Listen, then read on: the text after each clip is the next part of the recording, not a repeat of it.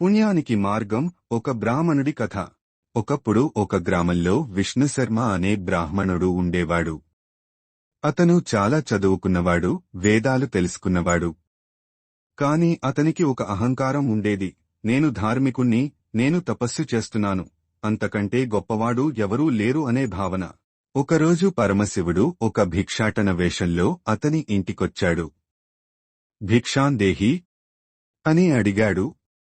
విష్ణుశర్మ కోపంతో, నాకు భిక్ష అడిగేవారికి ఇవ్వడం అలవాటు లేదు.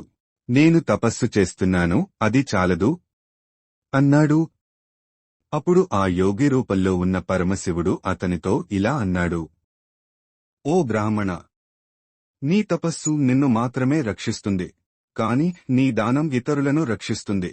ఎవరికైనా ఒక ముడి అన్నం పెట్టడం వల్లే పుణ్యం లభిస్తుంది.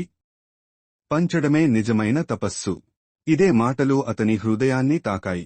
అప్పటినుండి విష్ణుశర్మ తపస్సుతో పాటు ప్రతిరోజు అన్నదానం చేయడం మొదలుపెట్టాడు. గ్రామంలో ఎవరైనా ఆకలితో ఉంటే ముందుగా అతని ఇంటికే వచ్చేవారు. సంవత్సరాల తర్వాత అతను పరలోకం చేరాడు. యమధర్మరాజు అతనికి స్వర్గంలో స్థానం ఇవ్వడం కాదు, కైలాసంకి తరలించాడు. ఎందుకంటే అతను తన జ్ఞానాన్ని మాత్రమే కాకుండా తన ప్రేమను, దానాన్ని కూడా పంచుకున్నాడని. మొత్తానికి నీతి: జ్ఞానం మన ఆత్మకు వెలుగు, దానం ఇతరుల జీవితానికి వెలుగు. పరమశివుని మాటల సారాంశం: పంచడం వలన మాత్రమే మన జీవితం ఉజ్వలమవుతుంది.